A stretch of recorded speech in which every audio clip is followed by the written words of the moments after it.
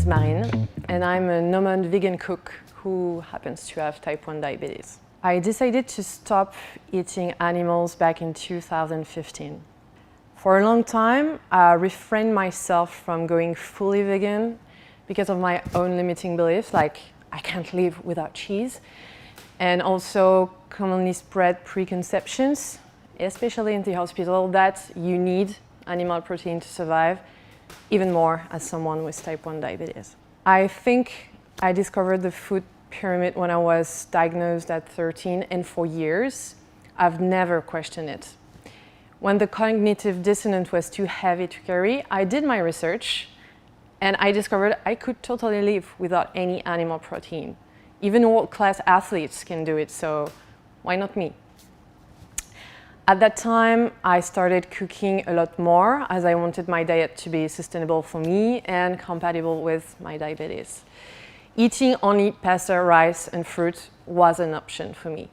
So I had to be creative and find ways to include more veggies and legumes in my plate.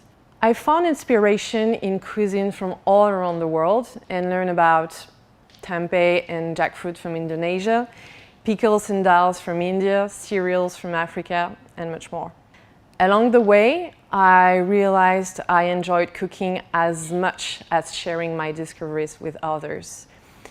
I particularly enjoy reinventing French classic recipes with plant-based ingredients.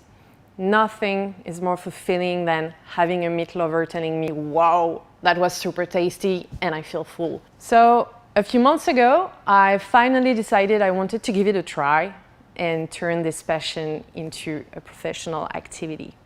I'm here to share my experience and maybe a few tips with you. The first thing is about hypoglycemia in the kitchen. When I cook for lunch, I usually start prepping at 9 and I don't stop until the plates are on the table.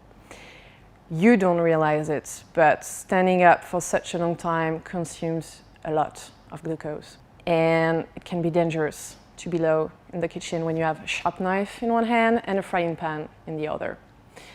So now I consider cooking as a low-intensity workout, and I adapt my basal insulin and what I eat in the morning so I don't crash before lunch. On the positive side, if I ever get low, I'm surrounded by sweet food since I work in the kitchen. The second thing is about snacking. When you cook, you can have snack all the time. You check the seasoning, you correct acidity, you add a bit of this, a bit of that.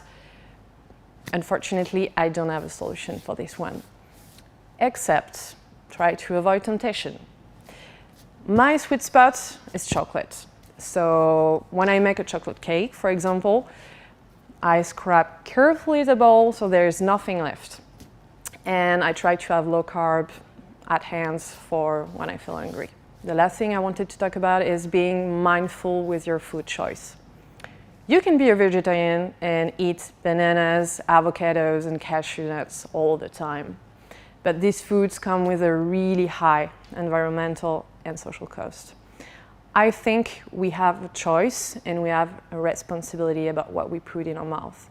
So my mission is to craft delicious plant-based meals while trying to minimize their impact on blood glucose and on the planet. That's why I favor ingredients with low carbon footprint and low glycemic index.